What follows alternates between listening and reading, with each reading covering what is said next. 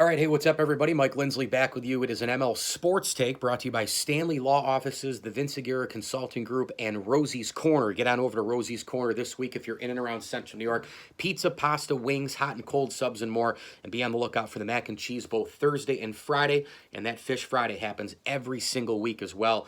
Make sure you get all the pizza and wing combinations for all the games all week long at Rosie's Corner. Gift cards are available for any occasion on Facebook, on Instagram, delivering via Grubhub. It's all happening at Rosie's Corner. Let's hit this Bills-Steelers game here in terms of a recap. I mean, the first thing that comes to mind for me, there's a couple quick things. I mean, there's so many things to, break down at the end of a football game, but there's a couple of quick little hits here.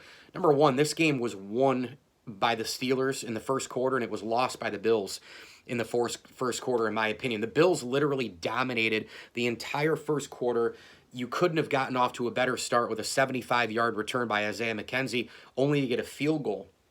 The Bills dominated the line of scrimmage. The play calling was great. They had the Steelers' defense on their heels multiple times, and they couldn't convert, most notably Josh Allen firing a ball 6 feet past, well, maybe even farther than that, but Emmanuel Sanders had 6 feet on the defensive back, and Allen just completely missed him. I mean, he overthrew him by, a few yards. That was a big miss. The Bills won the field position game, I thought, in the first half mostly as well, and they could not convert there either. One of those was, of course, the Josh Allen fumble where T.J. Watt just exploded, from the left side, came around and stripped them. The Bills, it just wasn't a good day. And listen, it's only week one.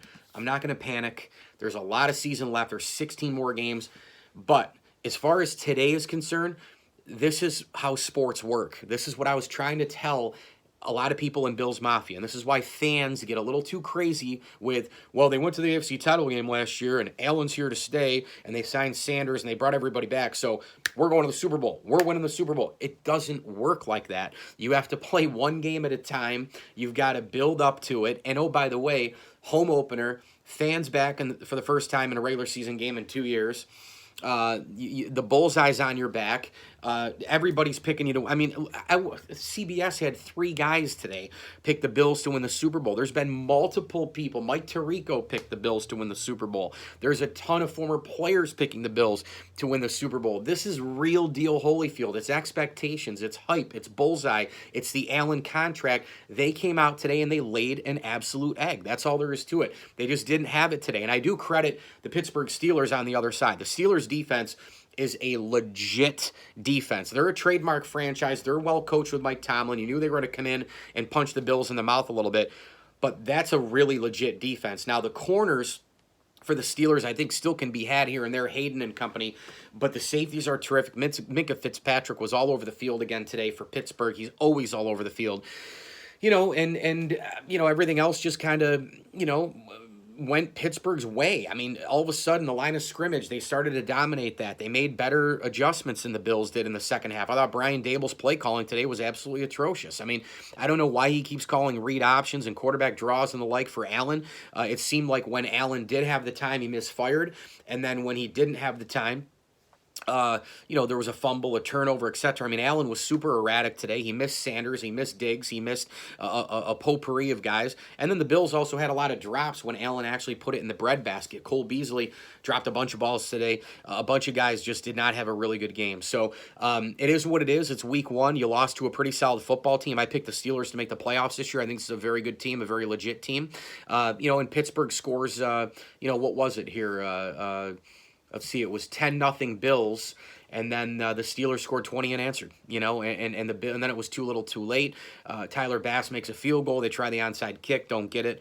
Just too little too late. And by the way, the penalties today were absolutely atrocious for the Buffalo Bills. Deion Dawkins had a horrendous game, probably his worst game in a Bills uniform, holding defensive mishaps and the like. There were a couple of calls that I thought were BS. Trey White, had the interception. I did not think that he held. I think it was just kind of like mano-a-mano, equal footing contact here, and he got flagged for that. I thought that was BS. But, overall, look, I don't think by any stretch of the imagination, the walls are caving in or anything like that. But look, I think next week, if you're the Bills, you have to beat Miami. I mean, that's all there is to it. You don't want to start 0-2. We know how hard it is to come back from 0-3. You don't want to start 0-2, and this team is also looking ahead in the future. This is still a schedule ahead, and Pittsburgh, again, one of the better teams they play, but you still got the Chiefs, you still got the Titans, you still have a lot of really good teams you got to play. A bunch of AFC South teams home and away. You got New Orleans on Thanksgiving. So schedule's a little difficult, but it does open up in certain spots. The next couple of games, are the next 3 games are 1:00 games. 2 of those are at home against Washington and Houston. They travel to Miami next week. So we'll see what happens with the Bills, but just not a good day. Big Ben wasn't great. Allen was, both quarterbacks were meh all day long.